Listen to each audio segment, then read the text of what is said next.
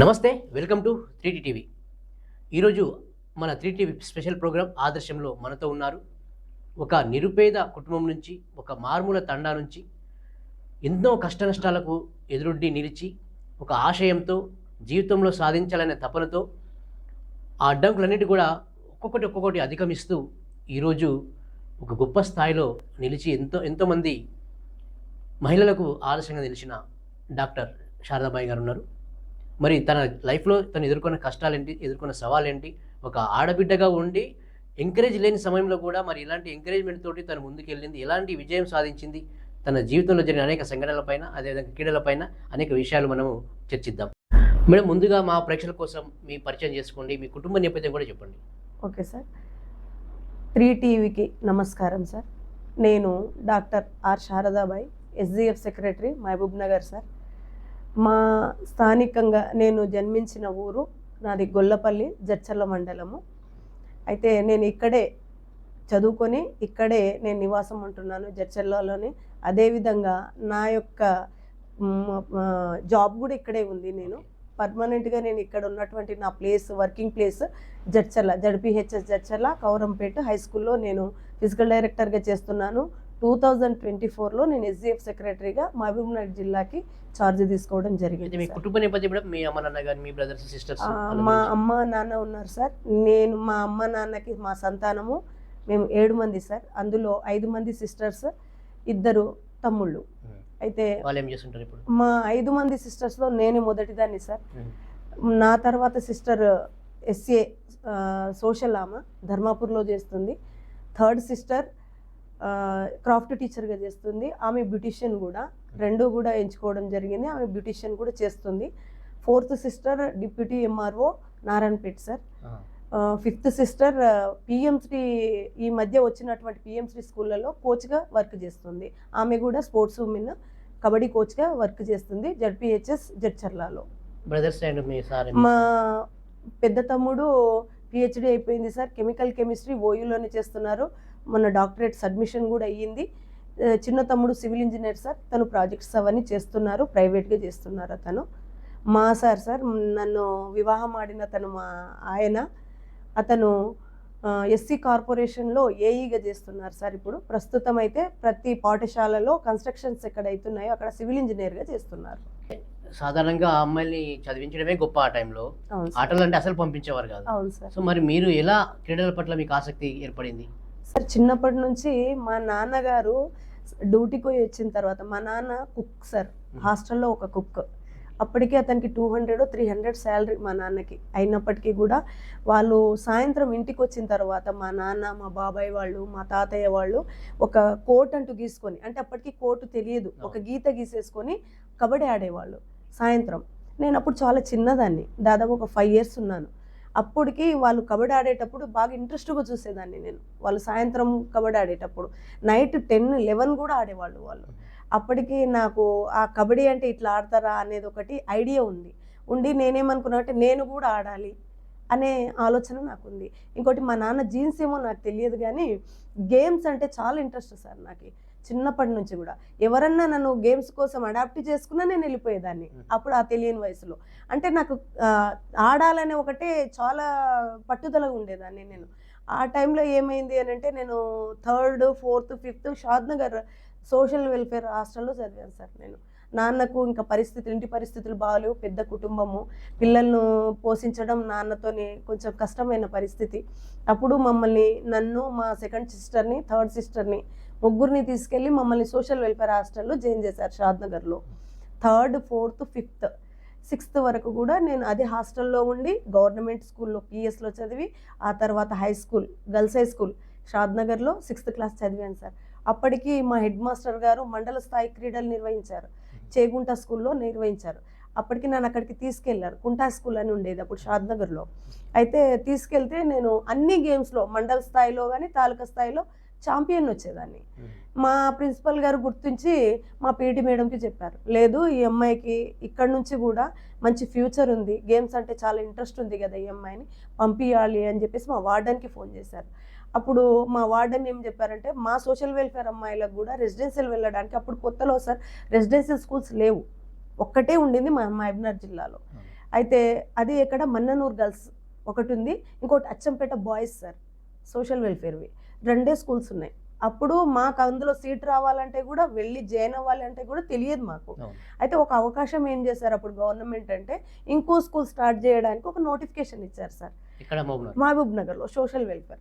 అయితే మాకు social welfare నుంచి ఇంటిమేషన్ వచ్చింది మా మేడంకి, వార్డెన్ గారికి. వస్తే వార్డెన్ మేడం మా హాస్టల్ పిల్లలందరూ మా క్లాస్మేట్స్ అందరినీ ఎంట్రన్స్కి పంపించింది. ఎంట్రన్స్ రాయడం చేత మాకు దాదాపుగా క్వాలిఫై అయిన వాళ్ళు ఒక 20-30 మంది ఉన్నాం. ఆ 30 మందిని కూడా హాస్టల్కి పంపించడం జరిగింది. అయితే నాకు సీటు నా ఇక్కడ మన్ననూరులో వచ్చింది సార్, గర్ల్స్ స్కూల్లో. గర్ల్స్ స్కూల్లో అక్కడికి వస్తే అక్కడ నేను చేరినాక అక్కడ వెదర్ కానీ ఫుడ్ కానీ నాకు కొంచెం ఇబ్బంది అయ్యింది. ఇబ్బంది అయ్యేసరికి అక్కడ ఇంకొకటి ఏమైంది, క్యాస్ట్ ఎస్టీ అని ఉంటే నా క్యాస్ట్ పక్కన ఎస్సీ అని పడింది. ఆ రిజర్వేషన్లో నేను అక్కడికి సీట్ చూపించడం జరిగింది. నాకు అది రావడమే చాలా గ్రేట్ అని నేను, సరే అది తప్పుగా పడిందో ఏమో అని అక్కడ పోయి సరి చేసుకోవచ్చని వార్డెన్కి అడగడం, అక్కడికి వెళ్ళి తను కూడా లేదమ్మా నీకు ఎస్టీ వచ్చింది కానీ సరే ఎస్సీ సీట్స్ లేవు, తక్కువ ఉన్నాయి, చేరలేదు కాబట్టి నువ్వు ఇక్కడే ఉండని 2 months నన్ను అక్కడ జాయిన్ చేసుకున్నారు సార్. జాయిన్ చేసుకున్నాక నాకు కొంచెం ఫుడ్ అది పడకపోవడం వల్ల మళ్ళీ మా నాన్నగారు వచ్చి, అప్పటికి ఫోన్స్ లేవు, 2 months అయినాక నాన్న వచ్చారు. వచ్చి ఇది పరిస్థితి అని వార్డెన్ చెప్పిన తర్వాత సరే అని నన్ను తీసుకొచ్చి మళ్ళీ కలెక్టర్ని కలవడం జరిగింది సార్ మహబూబ్ నగర్లో. అప్పుడు ఉమ్మడి జిల్లా మన అంతా ఒకటే ఉండే జిల్లా మహబూబ్ నగర్, పాతపాలమూరు జిల్లా. అప్పుడు కలెక్టర్ని కలవడం చేత ఫస్ట్ స్టార్ట్ అయిన హాస్టల్ ఇక్కడ ఉంది కాబట్టి మీరు అక్కడికి వెళ్ళండి, నేను ప్రిన్సిపల్ గారికి చెప్తానని చెప్పేసి అక్కడికి చెప్పడం వల్ల వెళ్ళి సోషల్ వెల్ఫేర్ రెసిడెన్సీలో జాయిన్ అవ్వడం జరిగింది మహబూబ్ నగర్లో. మీ జర్నీ విధంగా సాగుతున్నప్పుడు మరి సాధారణంగా అమ్మాయిలు ఆటలు ఆడాలంటే ప్రోత్సహించారు కదా, మరి మీ కుటుంబ సభ్యులు ఎట్లా మీకు ప్రోత్సాహం లభించింది? అప్పుడు మీ అమ్మ నాన్న కానీ ఇప్పుడు మీ హస్బెండ్ కానీ? నిజమే మీరు చెప్తున్నది, అసలు ఊళ్ళల్లో ఆడేదే ఎక్కువ సార్. నేను చాలా పల్లెటూరు మాది, ఇంకా మాది తాండా అంటే మాకు సిటీకి చాలా దూరంలో ఉంటాం మేము, అసలు మాకు టచింగే ఉండదు. అయినప్పటికీ కూడా నా ఇంట్రెస్టే సార్. నేను స్కూల్లో మా నాన్న ఎప్పుడైతే జాయిన్ చేశాడో మహబూబ్నగర్ సోషల్ వెల్ఫేర్ స్కూల్లో, అప్పుడు మా పీడీ గారు నిర్మలా మేడం అని చెప్పేసి, గ్రేస్ నిర్మల మేడం గారు నేను ఆడేది చూసి, మేడం తను గేమ్స్లో తీసుకెళ్తే బాగుంటుందని నన్ను గుర్తుపట్టి మాకు పక్కనే ఉన్నటువంటి స్టేడియం గ్రౌండ్, ఇప్పుడు ఉన్నటువంటి డిఎస్సి స్టేడియం గ్రౌండ్లో, అదే గ్రౌండ్లో మార్నింగ్ 5 to 8:30 వరకు మాకు గ్రౌండ్ ఉండేది. మళ్ళీ ఈవినింగ్ 5 to 8:30 వరకు గ్రౌండ్ ఉండేది. ఈ టైమింగ్స్లో ఖచ్చితంగా 4 o'clock మా మేడం మమ్మల్ని నిద్ర లేపేది. అక్కడ నుంచి 4 నుంచి 5 వరకు చదువుకోవాలి, 5:30కి రెడీ అయిపోయి మనం గ్రౌండ్కి వెళ్ళిపోవాలి. ఆ రకంగా నన్ను రెగ్యులర్గా ప్రతిరోజు, ఇంకోటి హాలిడేస్ అని కూడా చూడలేదు సార్ మా మేడం. నాకు హాలిడేస్లో స్టేట్ మీట్లు కానీ నేషనల్ మీట్స్ రావడం చేత మా మేడం గారి ఇంట్లోనే ఉండేదాన్ని. నేను ఇంటికి పోయేది కూడా చాలా తక్కువ. మా నాన్నకి అసలు ఇన్ఫర్మేషన్ లేదు సార్ నేను ఆడేది కూడా. ఎందుకు లేదంటే అప్పుడు ఫోన్స్ లేవు, లెటరే, ఒక లెటర్ రాస్తేనే వచ్చేవాళ్ళు వాళ్ళు. అప్పటికి కూడా మా మేడం నా పైన చాలా ఇంట్రెస్ట్ తీసుకొని ఈ అమ్మాయి బాగా ఆడుతుంది, చదువుతుంది అనే ఆలోచనతోన నన్ను స్టేట్ మీటు అట్లాగే నేషనల్ మీటు, నేను ఒక అమ్మాయి అయినప్పుడు దాదాపుగా మన అమ్మాయిల టీం అంటే ఉండేది కాదు సార్ మహబూబ్ నగర్ జిల్లా నుంచి. ప్రతి రూరల్ ఆడాలన్నా, అండర్ 14 ఆడాలన్నా, అండర్ 17 ఆడాలన్నా మన హాస్టల్ నుంచి పోయే అమ్మాయిలే ఈ టీంలన్నీ కవర్ చేస్తూ మళ్ళీ ఆడాలి. ఎవ్రీ ఇయర్ ఒక 4 నుంచి 5 స్టేట్ మీట్లో ఆడడానికి వెళ్ళేవాళ్ళం. అదే గేమ్లో, కబడ్డీలోనే. అంటే under 14, under 17, seniors, juniors, sub juniors, మళ్ళీ రూరల్స్ ఇట్లా ఉండేవి అప్పుడు. ఈ అన్ని టీంలలో, ప్రతి టీంలో ఎప్పుడు పోయి ఆడాలన్నా మేమే, ఎందుకంటే వేరే ప్లేయర్ ఉండేవాళ్ళు కాదు. బయట నుంచి కాంపిటీషన్ ఉన్నా వాళ్ళకి హాస్టల్స్ లేవు, పొద్దున సాయంత్రం అనేది వాళ్ళకు కోచింగ్ సెంటర్స్ లేవు సార్, వాళ్ళకి శిక్షణ లేదు కాబట్టి మాతో కాంపిటీషన్ వాళ్ళకు కుదరదు, చాలా తక్కువ. అంత పర్ఫెక్ట్గా ఆడే అమ్మాయిలు కూడా దొరకరు అప్పటికి.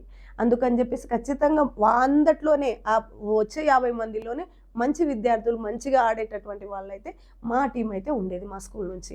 అందులో ఇంకా నేను రైడర్ని కాబట్టి ఫస్ట్ నాకు సెలక్షన్ అయితే దొరికేది. టీమ్ క్యాప్టెన్గా, ఎవ్రీ టీమ్ క్యాప్టెన్గా నేనే వెళ్ళేదాన్ని.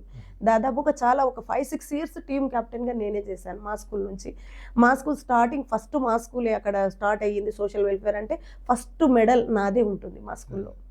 మీ మ్యారేజ్ చిన్నగా ఉన్నప్పుడు అంటే ఇంటర్లోనే మ్యారేజ్ అయింది అన్నారు సార్, ఇంటర్ ఫస్ట్. అయితే మరి దాని తర్వాత ఆటలు ఆడాలంటే అంత ఈజీ కాదు, అంతకుముందు ఆడొచ్చు ఎక్కడ పోయినా కూడా ఏం కాదు. వెళ్ళిన తర్వాత చాలా మంది ప్రోత్సహించారు, ఎందుకులే ఇంట్లో కూర్చో చేసుకోవాలని చెప్తా ఉంటారు భర్తలు. మరి మీ హస్బెండ్ మీకు ఎలా ఎంకరేజ్ చేశారు? మా సార్ కూడా బ్యాక్ పేపర్ స్టేట్ నేషనల్స్ వరకు పోయారు సార్. మా సార్ కూడా గవర్నర్ ద్వారా అవార్డు కూడా తీసుకున్నారు. తనకు స్పోర్ట్స్ అంటే కూడా తనకు కూడా ఇంట్రెస్ట్ బాగా. అయితే నేను స్పోర్ట్స్ అంటేనే ఇంట్రెస్ట్తోనే చేసుకున్నారు అతను. నన్ను స్పోర్ట్స్లో ఉంది కాబట్టి చేసుకోవాలని ఇంట్రెస్ట్గా చేసుకున్నారు.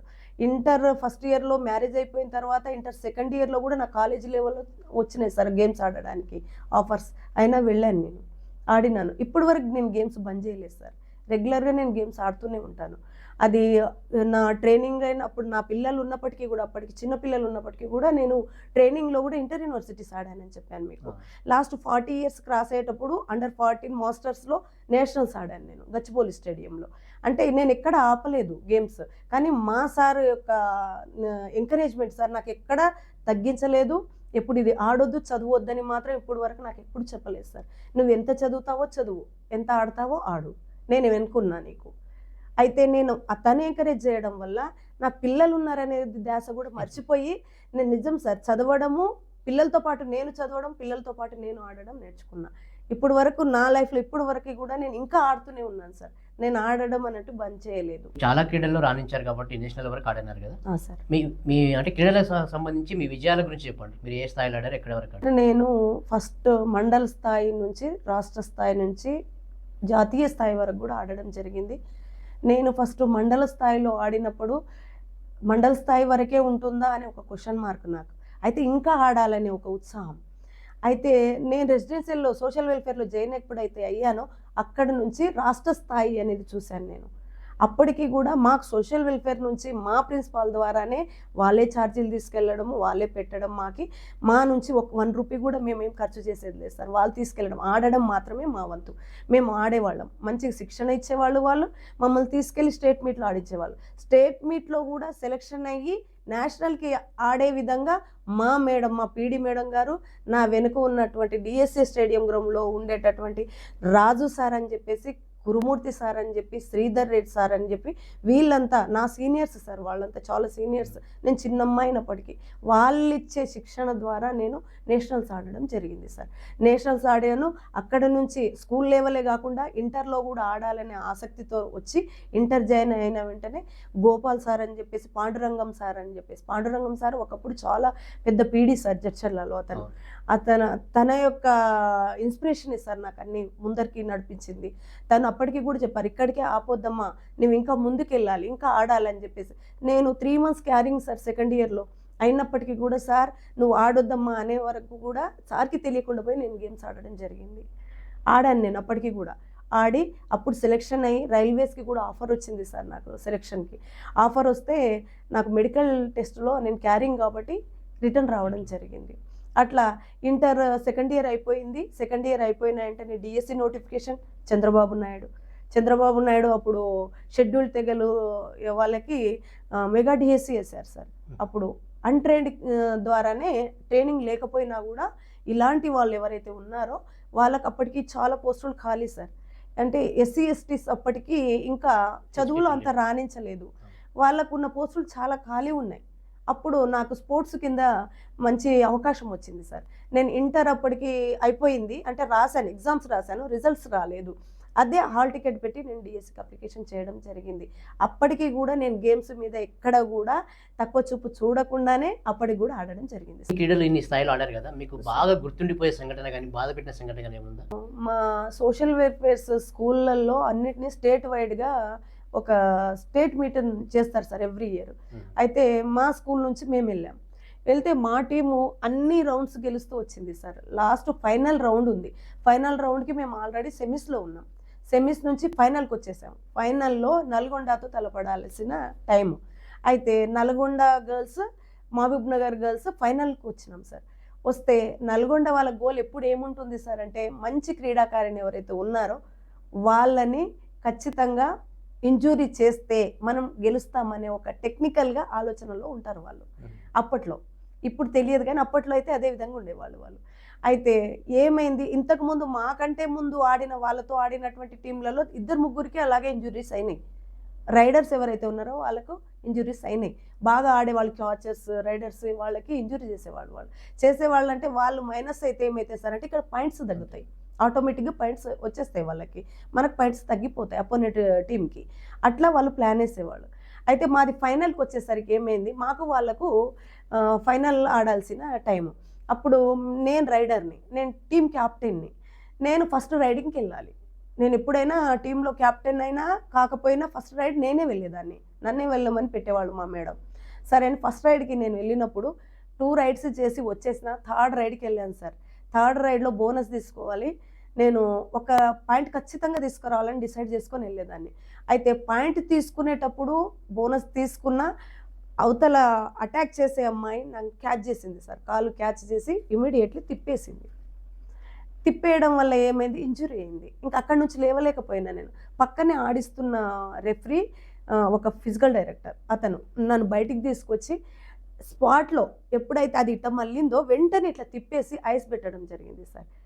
ఐస్ పెట్టి తిప్పడం వల్ల మా టీం చాలా వీక్ అయిపోయింది అప్పటికి. నేను రైడర్ని, నేను పాయింట్స్ తెచ్చేదాన్ని, నేను పక్కకి వెళ్ళిపోయినా. ఫస్ట్ రైడర్ లేరు, సెకండ్ రైడర్ ఒక్కరే రైడింగ్ చేసేవాళ్ళు, థర్డ్ రైడర్ కూడా ఉంటారు కానీ మా టీంలో లేరు. ఇంకా అప్పటికి మా టీం ఓడిపోయింది సార్. ఓడిపోయి సెకండ్ ప్లేస్కి వచ్చింది. ఇంకా నేషనల్స్ సెలెక్షన్ అయ్యాను సార్. ఇప్పుడు ఎడ్యుకేషన్ పరంగా తీసుకుంటే పీడీలో డాక్టరేట్ వచ్చింది మీరు ఒకరు అనుకుంటారు. అవును సార్, పిహెచ్డీ చేసింది మహిళ నేనే సార్. ఓకే, ఎట్లా జరిగింది ఆ జర్నీ? నేను ఎప్పుడు కూడా ఎట్లా ఆలోచిస్తాను సార్ అంటే, నేను ఒకరిలాగా వెళ్ళాలని ఆలోచన చేయను సార్. నేను భిన్నంగా ఉంటాను. వాళ్ళు చేసిందే నేను చేయాలనుకోను. ఎందుకు అనంటే, వాళ్ళు ఏదైతే సాధించలేరో అది నేను సాధించాలనుకుంటాను. అది నా గోల్ చిన్నప్పటి నుంచి. నేను ఒక జాబ్ను సాధించాలి, ఎడ్యుకేషన్ కంప్లీట్ చేయాలి, గేమ్స్ కూడా నాకు నేషనలా ఇంటర్నేషనలా తెలియదు అప్పటికి, కానీ చివరి స్థాయి ఎక్కడ ఉంటుందో అక్కడి వరకు వెళ్ళాలని నా కాన్సెప్ట్, నా ఆశయమే అది సార్. నేను చిన్నప్పటి నుంచి అదే ఆశయం నాకు. అందుకు నేను కంప్లీట్గా ఇక్కడ జాబ్ చేస్తూ నా పిల్లల్ని చూసుకుంటూ మా సంసారాన్ని చూసుకుంటూ అటు ఎడ్యుకేషన్ కంప్లీట్ చేయడంలో నేను ఎప్పుడు కూడా వెనకాడలేదు సార్. ఖచ్చితంగా ఏ పరిస్థితి అయినా నేను చదవాలని అనుకున్నాను. పిహెచ్డి కంప్లీట్ చేశాను సార్. 2000 డిఎస్సిలో పీటీగా, 2009లో పీడీగా సార్ ప్రమోషన్ పొందుతూ వచ్చారు కదా, ఎట్లా ఉంది ఆ జర్నీ? ఫస్ట్ అపాయింట్మెంట్ నాది గొరిట సార్, జడ్పిహెచ్ఎస్ గొరిట. అయితే జడ్పిహెచ్ఎస్ గొరిటకి ఫస్ట్ ఉమెన్ని సార్ నేను అక్కడ జాయిన్ అవ్వడం. అప్పటి వరకు ఉమెన్స్ ఎవరు వర్క్ చేయలేదు గొరిటాలో. ఏంటంటే ఇంటీరియల్ ప్లేస్ సార్, అది చాలా ఇంటీరియల్ ప్లేస్. ఇక్కడ జడ్చల నుంచి వెళ్తే గుమ్మకొండ నుంచి అసలు ఏముండవు సార్. అక్కడ నుంచి 5 కిలోమీటర్స్ నడిచి వెళ్ళాలి. 5 కిలోమీటర్స్ నడిచి వెళ్ళాలి. అప్పటికి పాప చిన్న ఉంది సార్, నాకు ఒక 7-8 months పాప. ఎత్తుకొని నడుచుకుంటూ వెళ్ళేదాన్ని సార్ నేను. అక్కడ నుంచి 5 కిలోమీటర్స్ నడిచి స్కూల్కి వెళ్ళేదాన్ని. మళ్ళీ సాయంత్రం కూడా నడుచుకుంటూ వచ్చేదాన్ని. ఒక్కొక్కసారి మా అటెండర్ సైకిల్ ఉండేది సార్, తిమ్మాజిపేటకు వచ్చేవాళ్ళు. అతను సైకిల్ వెనుక కూర్చొని మా పాపని తీసుకొని వచ్చేదాన్ని నేను. తిమ్మాజిపేట నుంచి అప్పుడు కూడా గ్రీన్ బస్సెస్ సార్, గ్రామీణ బస్సెస్ ఉంటుండే అప్పుడు, పల్లె వెలుగు. ఆ బస్సులో నేను జడ్చలకు వచ్చేదాన్ని సార్. నేను 2000లో జాయిన్ అయినప్పుడు కనీసం ఆటో కూడా ఉండేది కాదు, రోడ్డు కూడా లేదు సార్ గురిటకి. చాలా తక్కువ, చిన్న రోడ్డు, అంటే నడకదారి ఉండేది సార్. ఆ తర్వాత ఒక 3 years అయిన తర్వాత 2003 నుంచి ఒక్క ఆటో స్టార్ట్ అయింది సార్ అక్కడ. ఆ ఆటో కూడా మార్నింగ్ వస్తుంది, మళ్ళీ ఈవినింగే వెళ్తుంది రిటర్న్. అట్లా చాలా ఇబ్బందికరంగా, ఒక్కొక్కసారి పాపని తీసుకోకపోయినా కూడా నేను గుమ్మకొండ నుంచి ప్రేయర్ టైం అయిపోతుందని పరిగెత్తుతూ వెళ్ళేదాన్ని సార్ స్కూల్కి. మళ్ళీ సాయంత్రం సేమ్ టైంకి స్కూల్ అయిపోయిన వెంటనే మళ్ళీ అక్కడ నుంచి నడుచుకుంటూ గుమ్మకొండకు వచ్చి, అక్కడ నుంచి మళ్ళీ అక్కడ బస్సెస్ లేకపోతే మళ్ళీ తిమ్మాజిపేటకి నడుచుకుంటూ వచ్చి అక్కడ బస్సు ఎక్కి జడ్చలోకి వచ్చేదాన్ని సార్. మీరు ముఖ్యంగా ఏ క్రీడలో రాణించారు? నా మదర్ గేమ్ కబడ్డీ సార్, అది నేషనల్ వరకు ఆడాను నేను. ఆ తర్వాత 1500 meters రన్నింగ్ సార్. 1500 meters, ఒకటి అథ్లెటిక్స్ 2 తీసుకోవాలనుకున్నాను, ఒకటి జంప్ తీసుకున్నాను. జంప్లో హై జంప్ సార్ నాది. హై జంప్ కూడా స్టేట్ మీట్ వరకు ఆడాను. 1500 meters కూడా స్టేట్ మీట్ కంప్లీట్ చేశాను నేను. అయితే ఎట్ ఏ టైం ఇవి 3 కూడా కంప్లీట్ చేయలేకపోయినా కాబట్టి ఒక కబడ్డీ మాత్రమే తీసుకోవడం జరిగింది. నేషనల్స్ కబడ్డీ వరకు ఆడాను సార్. ఆ తర్వాత ఇంటర్ తర్వాత నేను జాబ్లోకి వెళ్ళిపోయినా. జాబ్లోనే నేను అన్ట్రైన్డ్ ద్వారా వచ్చాను కాబట్టి ఇన్ సర్వీస్లో నాకు ట్రైనింగ్ పంపించడం జరిగింది. అప్పుడు ఇంటర్ యూనివర్సిటీస్ ఆడాను సార్. దోమలగూడ కాలేజీ నుంచి, ఫిజికల్ ఎడ్యుకేషన్ కాలేజ్ నుంచి మా టీం నుంచి ఇంటర్ యూనివర్సిటీస్ ఆడాను. ఆ ఇంటర్ యూనివర్సిటీస్ అయిపోయిన తర్వాత మళ్ళీ మామూలుగా మాస్టర్స్ అవన్నీ ఆడుకుంటూ వెళ్ళాను నేను. స్టేట్ మీట్ వరకు ఆడాను. కానీ ఇక్కడ జరిగినటువంటి నేషనల్స్లో నేను సిల్వర్ మెడల్ సాధించడం జరిగింది సార్ గచ్చిబౌలిలో. 40 years తర్వాత నేను మాస్టర్స్ ఆడాను. ఉమెన్స్ దాంట్లో నేను డిస్కస్ త్రో సిల్వర్ మెడల్ సాధించాను sir. Long jump silver medal సాధించాను సార్. ఇది సాధారణంగా జాబ్ వచ్చిన తర్వాత ఎవరైనా చాలా జాబ్ ఇక్కడికే చాలులే, లేదో చదువుకున్నాము, జాబ్ వచ్చింది, ఇంకెందుకు చదవడం, ఇంకెందుకు ఆడడం లాంటివి చాలామంది ఆలోచిస్తారు అవును సార్. ఎందుకులని. కానీ మీరు అలా కాకుండా అటు పెళ్ళైనప్పటికీ కూడా చదువుతూ ఆటల్లో రాణిస్తూ సార్. ఏదో ఆషామాషి కాకుండా డాక్టరేట్, అందులో పిహెచ్డి, అవును సార్. అది మామూలు విషయం కాదు. అవును. సో మీకు ఎందుకు డాక్టరేట్ చేయాలని ఎందుకు అనిపించింది? నాన్నకు 7 మెంబర్స్ సార్, మేమంతా సంతానం. అందులో మొదటి దాన్ని నేనే. నన్ను చూసే వెనక్కి వాళ్ళు అవును. వెళ్తారు. నా ఆలోచన ఏంటంటే, మా నాన్న వాళ్ళు, మా చిన్నాన్న వాళ్ళు, వీళ్ళ ఫ్యామిలీలో మా ఇంటి పైన చాలా చిన్న చూపు చూసేవాళ్ళు సార్. అందరు ఆడపిల్లలు అని చెప్పేసి ఎట్లా చేస్తారో ఏందో అని ఒకప్పుడు అసలు లెక్క చేసేవాళ్ళు కాదు. అందరు ఆడపిల్లలు కదా, ఎట్లా బతుకుతారో ఏం చేస్తారో చూద్దాం అనే విషయంగా ఉండేవాళ్ళు. అప్పటి నుంచి నాకు ఒక పట్టుదల సార్. మా నాన్నకు ఆడపిల్లని కాదు, నేను ఒక అబ్బాయిని అనుకొని నేను ముందుకు కష్టపడుతూ ముందుకు రావడం జరిగింది సార్. అప్పటి నుంచి నేను అనుకునేదాన్ని, నేను ఖచ్చితంగా చదవాలి, నా పేరు పక్కన డాక్టరేట్ పెట్టుకోవాలి, నా పేరు పక్కన నేషనల్ అనేది పెట్టుకోవాలి అని ఇట్లా ప్రతి ఒక్కరు స్పీచ్ ఇచ్చేవాళ్ళు సార్ డయాస్ల పైన, మా మాస్టర్స్ కానీ మా గురువులు ఎవరైనా కూడా. అప్పుడు నేను అనుకునేదాన్ని, నేను కూడా వీళ్ళలాగానే, అంటే ఈ ఎడ్యుకేషన్ని నేను అక్కడికి వెళ్ళాలి, ఆ స్టేజ్లో నేనుంటే కూడా నాకు విలువ వస్తుంది అని అప్పటికి అనుకున్నాను సార్. గట్టిగా నా మనసులో అనుకున్నాను, అది నేను సాధించాను సార్. అదే నా ఆశయం. మరి ప్రస్తుత మహబూబ్నగర్ జిల్లా ఎస్జిఎఫ్ కార్యదర్శిగా మీ బాధ్యతలు ఏంటి? సార్, ఉమ్మడి మహబూబ్నగర్ జిల్లాలో ఫస్ట్ ఉమెన్ ఎస్జిఎఫ్ సెక్రటరీగా నేను సెలెక్షన్ అయ్యాను సార్. దానికి చాలా సంతోషిస్తున్నాను నేను. ఒక మహిళా ఎస్జిఎఫ్ సెక్రటరీ అంటే ఇప్పుడు వరకు ఎవరు తీసుకోలేదు, నేను ముందు తీసుకున్నాను. ఇప్పుడు ఫస్ట్ టైం నేనే తీసుకున్నాను. అదే మనం ఉమ్మడి జిల్లానే కాదు, మన స్టేట్ లెవెల్లో కూడా ఉమెన్ సెక్రటరీగా నేను బాధ్యతలు తీసుకున్నాను సార్. అది తీసుకోవడానికి నాకు చాలా సంతోషంగా ఉంది సార్. ఎందుకంటే నేను సర్వీస్లో కూడా చాలా సీనియర్ని సార్, అందరికంటే సీనియర్ని నేను. నాకు 28 ఇయర్స్ సార్ సర్వీస్. ఇప్పుడు 27 క్రాస్ అయ్యి 28 నడుస్తుంది. అయితే ఇప్పుడు నేను సీనియారిటీ లిస్టులో ముందులో ఉన్నాను సార్. దాని నామ్స్ ఏముంటాయి సార్ అంటే, మనకి డైరెక్టర్ ఆఫ్ స్కూల్ ఎడ్యుకేషన్ నుంచి ఎవరైతే సీనియర్స్ ఉంటారో వాళ్ళకి ఎస్జిఎఫ్ సెక్రటరీగా 1 టర్మ్ అంటే 2 ఇయర్స్ ఎస్జిఎఫ్ సెక్రటరీగా చేయడానికి అవకాశం ఉంటుంది. దాంట్లో నాకు సర్వీస్ కూడా ఎక్కువ ఉంది కాబట్టి ఇప్పుడు నేను సీనియర్లో ఉన్నాను కాబట్టి నాకు అవకాశం దొరికింది. ఆ రకంగా నేను ఎస్జిఎఫ్ సెక్రటరీగా తీసుకోవడం జరిగింది. 2024 సెప్టెంబర్ 2 రోజు నాకు డిఈఓ గారు ఆర్డర్ ఇవ్వడం జరిగింది సార్. నాకు మళ్ళీ ఇప్పుడు 2026 సెప్టెంబర్ వరకు నా టైం ఉంది సార్. 2 ఇయర్స్ ఎస్జిఎఫ్ సెక్రటరీగా ఉంది. మహబూబ్నగర్ జిల్లా ఎస్జిఎఫ్ కార్యదర్శిగా మీరు ఈ పీరియడ్లో ఏం చేశారు? 2024 సెప్టెంబర్లో నేను తీసుకున్నటువంటి ఆర్డర్ తీసుకున్న తర్వాత మన జిల్లా స్థాయి మన జిల్లాలో ఉన్నటువంటి మండల స్థాయిలో మనం ఫస్ట్ ఎస్జిఎఫ్ గేమ్స్ నడిపించాలి. అంటే ఆ స్కూల్లో, ఆ మండల్లో ఉన్నటువంటి స్కూల్స్ అన్నిటికీ కాంపిటీషన్ ఉంటుంది సార్. ఎస్జిఎఫ్ మండల స్థాయిలో ఉన్నప్పుడు ఆ మండల్ నుంచి ఇప్పుడు ఉన్నటువంటి 15 స్కూల్స్, 20 స్కూల్స్ ఉంటాయి కదా సార్, ఆ 20 స్కూల్స్ మనము ఒక టీంని సెలెక్షన్ చేస్తాం ప్రతి ఈవెంట్లో. ఎస్జిఎఫ్లో మనకు 42 గేమ్స్ ఉంటాయి సార్. 42 గేమ్స్లో ప్రతి గేమ్కి మనకి మండల స్థాయిలో ఎటువంటి గేమ్స్ అవ్వాలో ఆ గేమ్స్ అన్నీ మండల స్థాయి వరకు అయిపోతాయి. అవే అథ్లెటిక్స్ అయితే ప్రతి మండల్కి ట్రాక్స్ ఉండవు, ఇంకోటి కండక్ట్ చేయడానికి కూడా ఇబ్బంది సార్. అక్కడ నుంచి జిల్లా స్థాయికి వస్తారు. ఆ జిల్లా స్థాయిలో కూడా మనం సేమ్ మళ్ళీ మండలంలో ఎన్ని మండలాలు ఉన్నాయో ఆ మండలంలో ఉన్నటువంటి 16 మండల్స్ సార్ మన దగ్గర. Urban rural Jadcherla, urban rural Mahabubnagar, ఇట్లా మనకి 18 మండల్స్ అవుతాయి సార్. 18 మండల్స్లో నుంచి వచ్చినటువంటి క్రీడాకారులను జిల్లా స్థాయిలో టోర్నమెంట్ కమ్ సెలెక్షన్ చేస్తాం సార్. టోర్నమెంట్ కమ్ సెలెక్షన్ చేస్తూ అక్కడ గర్ల్స్ అండ్ బాయ్స్, మళ్ళీ అండర్ 14, అండర్ 17, అండర్ 19, ఇట్లా మనము ప్రతి ఈవెంట్లో అంటే 42 ఈవెంట్స్లో గర్ల్స్ని, బాయ్స్ని, అండర్ 19, అండర్ 14, అండర్ 17 ఇలా మనం జిల్లా స్థాయి నుంచి మళ్ళీ ఉమ్మడి జిల్లా స్థాయికి తీసుకెళ్తాం. ఉమ్మడి జిల్లా స్థాయిలో కూడా మనకు 5 డిస్ట్రిక్ట్స్ వస్తాయి. ఆ 5 డిస్ట్రిక్ట్స్లో కూడా టోర్నమెంట్ కమ్ సెలెక్షన్స్ చేస్తాం సార్. టోర్నమెంట్ కమ్ సెలెక్షన్ ఉమ్మడి జిల్లా నుంచి చేసిన తర్వాత మనం 12 మెంబర్స్ని అందులోంచి సెలెక్షన్ చేస్తాం. బాగా ఆడేటటువంటి క్రీడాకారులను మాత్రమే తీసుకుంటాం. 12 మెంబర్స్ని సెలెక్షన్ చేస్తూ 3 స్టాండ్ బైలో తీసుకుంటాం. అట్లా మనం 15 మెంబర్స్ని తీసుకుంటాం సార్. ఫైనల్ టీం వెళ్ళేది మాత్రం 12 మెంబర్స్ మాత్రమే. ఈ 12 మెంబర్స్ని ఉమ్మడి జిల్లా నుంచి మళ్ళీ స్టేట్కి పంపిస్తాం సార్. స్టేట్లో మనం 12 మెంబర్స్ ఎవరైతే పంపిస్తామో ఆ 12 మెంబర్స్ అక్కడ ఆడతారు. ఆ 12 మెంబర్స్లోంచి మళ్ళీ నేషనల్ సెలెక్షన్స్ ఉంటాయి సార్. మన జిల్లా నుంచి ఎవరైతే అత్యున్నత స్థానంలో మంచి ఆట ఆడి బయటికి చూపిస్తారో వాళ్ళని మాత్రమే నేషనల్కి సెలెక్షన్ చేయడం జరుగుతుంది.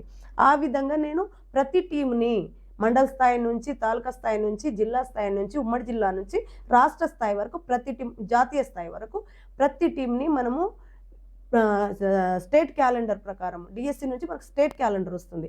దాని ప్రకారం ఒక మెసేజ్ ఇస్తారు. ఆ మెసేజ్ ప్రకారం పిల్లలని మనము అప్ టు డేట్ వాళ్ళని ఎప్పుడు సెలెక్షన్స్ ఉన్నాయి, ఏ డేట్స్లో ఉన్నాయి అన్నట్టు స్కూల్ మన జిల్లా నుంచి పంపించడం జరుగుతుంది. ఇంతవరకు చాలా గేమ్స్ 42 ఈవెంట్స్ సార్. అంటే మన 42 ఈవెంట్స్లో అండర్ 14 42, అండర్ 17 42, అండర్ 19 42 ఇట్లా. అంటే దాదాపుగా మన జిల్లా నుంచి నేషనల్స్కి వెళ్ళిన వాళ్ళు 2024లో 48 మెంబర్స్ ఉన్నారు సార్. నేను పంపించిన వాళ్ళు అందులో 18 మెంబర్స్ గర్ల్స్ ఉన్నారు, మిగతా వాళ్ళు బాయ్స్ ఉన్నారు సార్. 2024లో 38 ఉన్నారు సార్. దాంట్లో సగం గర్ల్స్ ఉన్నారు, సగం బాయ్స్ ఉన్నారు. అయితే మన దగ్గర కూడా ఏమైంది సార్ అంటే 3 స్టేట్ లెవెల్స్ టోర్నమెంట్ చేయడం జరిగింది. 2024లో 2 చేసాము, 2025లో స్టేట్ టోర్నమెంట్స్ 3 చేశాము, మొత్తం 5 చేశాను సార్. నా టర్మ్లో మొత్తం 5 స్టేట్ మీట్స్ చేశాను. అదేవిధంగా 2024లో హ్యాండ్బాల్ నేషనల్స్ చేశాను, 38 స్టేట్స్ వచ్చాయి సార్. నేషనల్స్ మహబూబ్ నగర్లో చేశాను, హెడ్ క్వార్టర్స్లో. అదేవిధంగా క్రికెట్ నేషనల్స్ చర్చలాలు చేయడం జరిగింది. ఇక్కడ కూడా మనకు 33 స్టేట్స్ రావడం జరిగింది. మొన్న మేలో 2026 మేలో మన దగ్గర నేషనల్స్ అయ్యాయి సార్ జడ్చల్లాలో.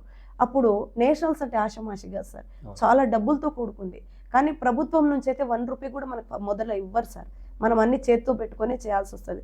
చాలా స్ట్రగుల్ ఉంటుంది సార్, చాలా ఇబ్బంది ఉంటుంది. అయినప్పటికీ కూడా వాళ్ళు మనకు కేటాయించినటువంటి నేషనల్స్ మనకి ఇచ్చారు కాబట్టి మనం మాట నిలుపుకోవాలనే ఆలోచనతోనే బయట నుంచి అమౌంట్ తెచ్చినా సరే కష్టపడి చేయాలనే ఆలోచనతోనే ఇంకొకటి ఇప్పటి వరకు జడ్చర్లలో నేషనల్స్ జరగలేదు sir. First nationals cricket nationals నా హయాంలో నేను చేశాను సార్. ఇక్కడ మీరు అప్పుడు ఆడినటువంటి పరిస్థితులు, ఇప్పుడు క్రీడాకారులు అంటే పిల్లలు క్రీడల పట్ల చూపిస్తున్న పరిస్థితులు ఎట్లా ఉన్నాయి? అప్పటికిప్పటికి ఎట్లా ఉందంట? ఒకప్పుడు ఆణిముత్యాలు సార్, గ్రామాల నుంచి వచ్చే పిల్లలు అసలు ఆణిముత్యాలు సార్. వాళ్ళని అసలు ఎంత ఇన్నోసెంట్ అంటే సార్, ఒక గేమ్ని ఎంచుకున్నారంటే ఖచ్చితంగా దాని పర్ఫార్మెన్స్ అంత ఖచ్చితంగా ఉండేది సార్. ఇప్పుడు పిల్లల్లో ఏమైంది సార్ అంటే మొబైల్స్ వాడడము మెయిన్. ఇంకొకటి సరే పేరెంట్స్ వాళ్ళ పనికి వాళ్ళు వెళ్ళిపోయినప్పటికీ కూడా వాళ్ళ పైన భరోసా పెట్టి స్కూల్కి పంపించి వెళ్ళినా కూడా ఈ పిల్లలు ఏం చేస్తున్నారంటే స్కూల్కి రాకుండా, మనం చేసే పని మీద కాన్సన్ట్రేషన్ చేయకుండా, ఆడే ఆట మీద కాన్సన్ట్రేషన్ చేయకుండా, ఫుడ్ కరెక్ట్గా తీసుకోక అంత స్ట్రాంగ్ అయితే లేరు సార్. అంత కాన్సన్ట్రేషన్ ఇప్పుడు చూపిస్తలేరు. అంత నాణ్యత గల గేమ్ కూడా ఇప్పుడు రావట్లేదు. ఒక్క స్ట్రగుల్ జరిగిందంటే నెక్స్ట్ గేమ్ ఆడరు సార్ వాళ్ళు. ఎందుకు అనంటే అంత సెన్సిటివ్ ఉన్నారు. అప్పట్లో ఏంది, ఫుడ్ లేకపోయినా కూడా ఆడాలనే ఒక ఖచ్చితత్వము, వాళ్ళ మనసులో ఉన్నటువంటి ఆ కోరిక, దాంతోనే వాళ్ళు ఏం చేసేవాళ్ళు ఆ కాన్సన్ట్రేషన్తోనంటే తిండి లేకపోయినా సరే ఆట ఆడాలనే కాన్సెప్ట్లో ఉండేవాళ్ళు. ఇప్పుడు అన్నీ ఫ్రీగా ఇచ్చినప్పటికీ కూడా పిల్లలు దాన్ని యూజ్ చేసుకోవట్లేదు. అది యూజ్ చేసుకోకుండా సరే యూజ్ చేసుకోకపోయినా పర్లేదు, కానీ దాన్ని మిస్యూజ్ చేస్తున్నారు. మనము ఏదైతే నమ్మకం మీద ఒక ప్లేయర్ని పంపిస్తున్నామో ఆ ప్లేయర్ ఏం చేస్తున్నాడు, వాడికి అక్కడ ఎక్కడ సంతోషం ఉందో అక్కడి వరకే వెళ్తున్నాడు. కానీ లేదు నేను ఇది సాధించాలని కంప్లీట్ చేయట్లేదు. అది కంప్లీట్ చేయాలి. అది కంప్లీట్ చేస్తేనే భవిష్యత్ అనేది ఉంటుంది దాని మీద. సరే ఏదైనా శ్రమతో కూడుకుంది కాబట్టి మనం శ్రమ చేస్తేనే ఖచ్చితంగా పట్టుగా చేసుకొని వెనక్కి వరకు ముందు వరకు వెళ్తేనే మనం ఏదైనా సాధించగలం. ఈరోజు నేషనల్స్ వెళ్ళాలంటే ఆషమాషి కాదు సార్. నేషనల్స్ అంటే చాలా స్ట్రగుల్స్ ఉంటాయి. ఆడాలి, మనం పోయి క్యాంప్స్లో పాల్గొనాలి. క్యాంప్స్లో పాల్గొన్న తర్వాత కూడా అక్కడ కూడా సెలెక్షన్ అవుతామా లేమా తెలియదు. అక్కడ నుంచి ఇంకా మనము నేషనల్స్కి వెళ్ళేటప్పుడు కూడా మెయిన్ టీం తీస్తారు. ఆ మెయిన్ టీంలో నీ పర్ఫార్మెన్స్ ఎట్లుందో తెలియదు. అంటే మనము ఏ రకంగా తయారు కావాలనేది ఒక క్వశ్చన్ మార్క్. ఆ పిల్లల్లో ఏం రావాలంటే ఒక దృఢత్వం రావాలి సార్. మనసులో మేము ఆడాలి, గట్టిగా ఎంత ఇదైనా సరే మేము చేయాలి, మా వెనుక ఉన్న ఫ్యామిలీని మేము ముందుకు నడిపించాలనేది ఆ మనసులో గట్టిగా అనుకుంటే మాత్రం ఖచ్చితంగా సాధిస్తారు సార్. ఇప్పుడు 24 గంటలు ఫోన్లు పట్టుకొని అందులోనే ఉన్న గేమ్స్ని ఆడుకొని టైంపాస్ చేస్తూ దాన్ని మిస్యూజ్ చేస్తూ ఉండే పిల్లలే ఎక్కువ ఉన్నారు సార్. మహిళా క్రీడాకారులు బాలికలు కానీ సార్ ఎదుర్కొనే సమస్యలు ఏంటి? అమ్మాయిలు ఫస్టే వాళ్ళు ఫుడ్ తక్కువ తీసుకుంటారు సార్. మెయిన్ తక్కువ తీసుకుంటారు అని అంటే వాళ్ళు ఆటలు ఆడడం వల్ల ఫుడ్ ఎక్కువ కూడా తీసుకోగలుగుతారు. కానీ కాన్సన్ట్రేషన్ ఎక్కడ దెబ్బతింటుందంటే వాళ్ళు కరెక్ట్గా ఫుడ్ తీసుకోకపోవడం, టైంకి వచ్చి శిక్షణ తీసుకోకపోవడం. టైంకి ఇంటికి వెళ్ళిపోతారు తప్పితే టైం కొద్దిగా ఎక్కువైనా సరే శిక్షణలో ఉండాలి. మేడం ఏం నేర్పిస్తున్నారు అది నేర్చుకొని వాళ్ళు దానికి తగ్గట్టుగానే, ఇప్పుడు ఎలాగో ఫుడ్ అంటే ఇంట్లో పెడుతున్నారు, ఇంట్లో అప్పటంత పరిస్థితి అయితే ఏం లేదు సార్. ఏదో రకంగా తల్లిదండ్రులు పెడుతున్నారు. ఆ తిని కూడా దాన్ని అరిగించుకునే కెపాసిటీ అయితే ఉండాలి. అంటే మనం ఆటలాడాలి ఖచ్చితంగా. దానికి తగ్గట్టుగా మనం వ్యాయామం చేస్తేనే మన శరీరం దృఢంగా ఏర్పడుతుంది. అది దృఢంగా కావాలంటే ప్రతిరోజు శిక్షణ కంపల్సరీ. పొద్దున, సాయంత్రం తీసుకోవాలి. దాని మీద కాన్సంట్రేషన్ పెట్టట్లేదు పిల్లలు. ఏమైతుంది, బెల్ అయిపోతుంది ఇంటికి వెళ్ళిపోవాలి అనే కాన్సెప్ట్లోనే ఉంటున్నారు. వాళ్ళు స్కూల్కి వచ్చినప్పటి నుంచి ఒక 1 అవర్ ఉండండి అమ్మా అని అంటే 1 అవర్ ఏమంటున్నారు, నేను అక్కడ కోర్టు దగ్గర ఉంటే మాత్రమే వాళ్ళు నేర్చుకోగలుగుతున్నారు. పక్కకి వెళ్తే మాత్రం ఆ కాన్సంట్రేషన్ లేదు పిల్లలకి. పక్కకి వెళ్ళిపోతే వాళ్ళు నేర్చుకునేది పక్కకు పెట్టేస్తారు, ఎక్స్ట్రా యాక్టివిటీస్ మీద యాక్టివ్ అవుతున్నారు. దాని మీద పట్టు లేకుండా చేస్తున్నారు పిల్లలు. ప్రభుత్వ పాఠశాలలో చదివే పిల్లలకు మీరు ఇచ్చే సందేశం ఏంటి? నేను కూడా ప్రభుత్వ పాఠశాలలోనే చదువుకొని వచ్చాను సార్. కానీ మన ఆశయం అంటూ ఒకటి ఉండాలి సార్. ఫస్ట్ మన స్కూల్లో జాయిన్ అయినప్పుడే చదువుకోవాలి, లేదంటే ఆటలాడాలి, ఏదో ఒకటి డిసిజన్ తీసుకొనే మనం జాయిన్ కావాలి. ఎందుకు అంటే మనం ఫ్యూచర్లో ఆటలు ఆడినా చదువు చదివినా 2 ఎట్ ఏ టైం. అంటే చదువు చదివినప్పుడు కంప్లీట్ చదువు చదివి ఒక ఐఏఎస్కి ప్రిపేర్ కావాలంటే చాలా ప్రిపేర్ కావాల్సి వస్తుంది సార్. ఒక బుక్స్ని పట్టుకొని ప్రిపేర్ కావాల్సి వస్తుంది. కానీ ఈరోజు గవర్నమెంట్ మనకి ఏం అవకాశం ఇచ్చిందంటే, గవర్నమెంట్ స్కూళ్ళల్లో కానీ మనకు స్టేడియం గ్రౌండ్లలో కానీ ప్రాక్టీస్ చేసే మన గ్రామీణ క్రీడలు ఎవరైతే పిల్లలు ఉన్నారో వాళ్ళకి ఈరోజు ఇంటర్నేషనల్స్లో ఆడిన పిల్లలు చాలామంది ఉన్నారు సార్. అదే ఊళ్ళల నుంచి వచ్చిన పిల్లలు చాలామంది ఉన్నారు. గవర్నమెంట్ స్కూళ్ళ నుంచి వచ్చిన పిల్లలు ఉన్నారు. వారికి మొన్న మన ఇక్కడ సీఎం గారు రేవంత్ రెడ్డి గారు ఒకరికి డిఎస్పీగా ఇచ్చారు. పారా ఒలింపిక్స్లో ఒక అమ్మాయి ఆడింది, దీప్తి అని. ఆ అమ్మాయికి డిఎస్పీగా ఇచ్చారు జాబ్. ఇలాంటి అవకాశాలని పిల్లలు వినియోగించుకోవట్లేదు సార్. గవర్నమెంట్ స్కూల్ అని అంటే ఫ్రీగా వచ్చింది, చదువుకోవాలి, టైంకి వెళ్ళిపోవాలనేదే తప్పితే చదువు మీద కూడా పట్టు లేకుండా ఏం చేస్తున్నారు సార్ వాళ్ళంటే. ఇప్పుడు గేమ్స్ ఆడితే ఏముంది సార్ అంటే, ఒక నేషనల్ ఆడినర్ అనుకోండి, నీవు స్టడీ చేసినప్పుడు దాంట్లో 70% రాకపోయిన మార్క్స్ నీకు 45%లో మార్క్ ఉన్న 2% గేమ్స్ కోటా ఉంది నీకు. ఈక్వల్ టు నీకు ఐఏఎస్లో రిజర్వేషన్ ఉంది, ఐపీఎస్లో రిజర్వేషన్ ఉంది, గేమ్స్ కోటా కింద రిజర్వేషన్స్ ఉన్నాయనే విషయాన్ని పిల్లలు మర్చిపోతున్నారు. వాళ్ళని ఎంతసేపు ప్రాక్టీస్ చేపించినప్పటికీ పట్టి వెనుకనే నడవాల్సి వస్తుంది తప్పితే వాళ్ళ కాన్సన్ట్రేషన్ మేము నేర్చుకోవాలి, ముందుకు వెళ్ళాలి అనే తత్వం ఇప్పట్లో అయితే కనిపించట్లేదు సార్ పిల్లల్లో. చాలామంది పిల్లలు అదే విధంగా ఉన్నారు. వాళ్ళతో ఎంతసేపు వాళ్ళని నేర్పియాలి అనే కాన్సెప్ట్లో వాళ్ళు ఉన్నప్పటికీ కూడా ఈ పిల్లలకి దాని మీద ధ్యాస లేకుండా పోతుంది. మామూలుగా ఏదో టైంపాస్ గేమ్స్ ఆడుతున్నారు సార్. కానీ ఇప్పుడు కబడ్డీ కానీ, అదే ఖోఖో కానీ, అది క్రికెట్ కానీ, లేదు షటిల్ కానీ, ఇలాంటి ఆటలు చాలా ఉన్నాయి సార్. సర్టిఫికేట్ గేమ్స్ ఉన్నాయి. ఇవన్నీ నువ్వు మంచిగా ఇక్కడ శిక్షణ తీసుకుంటే రేపు ఒక రాష్ట్ర స్థాయి, ఒక జాతీయ స్థాయి, ఒక ఇంటర్నేషనల్ ఆడగలుగుతావు. కానీ దాని మీద కాన్సన్ట్రేషన్ పెట్టట్లేదు సార్ పిల్లలు. ఈ కరోనా తర్వాత పిల్లలు చాలా వరకు కూడా అసలు ఎప్పుడైతే ఆన్లైన్ క్లాసెస్ వచ్చినాయో పిల్లలు గేమ్స్ మీద తగ్గిపోయినరు సార్. మరి మేడం, చివరగా ఒక క్రీడాకారిణిగా అంటే ఈ డిపార్ట్మెంట్ సంబంధించిన దాంట్లో ఒక డాక్టరేట్ పొందిన పీహెచ్డీ చేసిన వ్యక్తిగా సార్, మరి పిల్లలను ఆటలాడితే బాగుంటుంటారా, లేదంటే ఓన్లీ చదువు అని? నేను ఒక క్రీడాకారిణిగా చెప్పేది ఒకటే విషయం సార్, ఖచ్చితంగా ఆటలు ఆడాలి సార్. ఆటలు ఆడకపోతే ప్రతిరోజు మనకు తెలియని ఒక డిసీజ్ అంటూ వస్తుంది. ప్రతిరోజు ఒక తెలియని అనారోగ్యం అనేది వస్తుంది ప్రతి ఒక్కరికి. ప్రతి ఇండ్లల్లో హాస్పిటల్కి వెళ్ళని వాళ్ళంటే ఎవరు లేరు, అసలు లేరు. ఖచ్చితంగా ఆడాలి సార్. ఆడితేనే వాళ్ళు ఇమ్యూనిటీ అనేది వాళ్ళు కోల్పోకుండా ఏ వ్యాధి వచ్చినప్పటికీ కూడా దానికి తట్టుకునే శక్తి ఉంటుంది సార్ వాళ్ళ దగ్గర. చదవాలి, చదివే టైంలో చదవాలి, ఆడే టైంలో ఆడాలి సార్. 2 చేయాలి, ఒకటే చేయాలని అనను నేను. శరీరాన్ని కాపాడుకోవాలి, ఆరోగ్యంగా ఉండాలంటే ఖచ్చితంగా నువ్వు ఆటలు ఆడాలి. ఆటలు ఆడితేనే చదువుకోగలుగుతావు. నువ్వు మంచిగా శరీరంగా నీ మైండ్ కూడా ఫ్రెష్గా ఉండి నువ్వు చదువుతావు. కానీ ఫ్రెష్ లేకుండా నువ్వు అనారోగ్యంగా ఉంటే మాత్రం చదువు కూడా నువ్వు చదవలేవు. కాబట్టి ఖచ్చితంగా ప్రతి పాఠశాలలో ఖచ్చితంగా గేమ్స్ పీరియడ్ ఉండాలి. పిల్లలకి ఖచ్చితంగా గేమ్స్ ఆడిపించాలి సార్. ప్రతి ఒక్కరిని గేమ్స్ ఆడిపించాలి. వాళ్ళు కనీసం ఆరోగ్యకరంగానన్నా ఉండే విధంగా చేయాలి. మరి మీ జీవితం ఇంత సక్సెస్ఫుల్ అంటే కష్టాలు పడుతూనే కూడా సక్సెస్ సాధించారు, ఒక స్థాయికి వచ్చారు. మరి మీ జీవితంకి మీకు ఆదర్శం ఎవరు? ఆదర్శము అని అంటే సార్, నా ఆశయము నాకు తెలియని వయసు నుంచి కూడా నేను ఒక్కరు ఆదర్శం అని ఏం అనుకోలేదు సార్. కాకపోతే మా నాన్న మాత్రం నేను నా జీవితంలో ఎప్పుడు ఒక ఆదర్శ ఇదిగానే చూస్తాను సార్. నాన్నకు కూడా మా తాతయ్య వాళ్ళకు కూడా పెద్ద కుటుంబం సార్. మాకు 5 మంది అత్తగారులు, 3 చిన్నాన్న, మా నాన్నగారు, మొత్తం వాళ్ళ ఫ్యామిలీ కూడా చాలా పెద్దది సార్. నాన్న కూడా చిన్నప్పటి నుంచి అన్నం తినకుండా కష్టపడి వీళ్ళకి పెళ్ళిళ్ళు చేసి వాళ్ళ ఫ్యామిలీ కూడా పెద్దది కాబట్టి బరువు బాధ్యతలని భుజాల మీద ఎత్తుకొని ఉన్నాడు సార్. ఆ రోజు నుంచి నేను చిన్నప్పటి నుంచి అనుకునేదాన్ని, మా నాన్నకి నేను ఎప్పుడు బరువును కావద్దు, మా నాన్న ఏ స్థానంలో ఉన్నారో నేను అదే స్థానం నుండి నడిపించాలని మా నాన్నను మాత్రమే ఆదర్శంగా తీసుకొని ముందుకు వచ్చిన సార్ నేను. చూశారు కదా మన 3T టీవీ స్పెషల్ ప్రోగ్రామ్ ఆదర్శంలో ఈరోజు డాక్టర్ శారదాబాయి గారితో ఇంటర్వ్యూ రియల్లీ ఒక స్ఫూర్తివంతమైంది. ఎందుకంటే ఆడపిల్లలందరికీ కూడా మేడం గారి జీవితం ఎంతో ఇన్స్పిరేషన్ ఇస్తుంది. ఎందుకంటే ఒకప్పుడున్న గట్టు కాలం పరిస్థితులు వేరు, ఇప్పుడున్న పరిస్థితులు వేరు. అప్పుడు ఎంత కష్టాలు ఉన్నప్పటికీ కూడా దాన్ని ఒక ఆశయంతో జీవితంలో సక్సెస్ కావాలనే తపనతో కష్టపడి ఈరోజు ఈ స్థాయికి వచ్చి, అందులోనూ క్రీడలకు సంబంధించిన దాంట్లో PhD చేసి డాక్టరేట్ పొందడం అనేది అంత ఈజీ కాదు. అయినా కూడా డాక్టరేట్ పొంది ఈరోజు అందరికీ ఆదర్శంగా నిలిచిన మరి శారదాబాయి మేడం గారి ఇంటర్వ్యూ అందరికీ స్ఫూర్తినిస్తుందని ఆశిస్తున్నాము. ఇప్పటికీ మన ఛానల్ ఎవరు కూడా సబ్స్క్రైబ్ చేసుకునే వారు ఉంటే ఖచ్చితంగా మన ఛానల్ని సబ్స్క్రైబ్ చేసుకోండి. ఈ ఇంటర్వ్యూ పైన మీ అభిప్రాయాన్ని కామెంట్ రూపంలో తెలియజేయండి.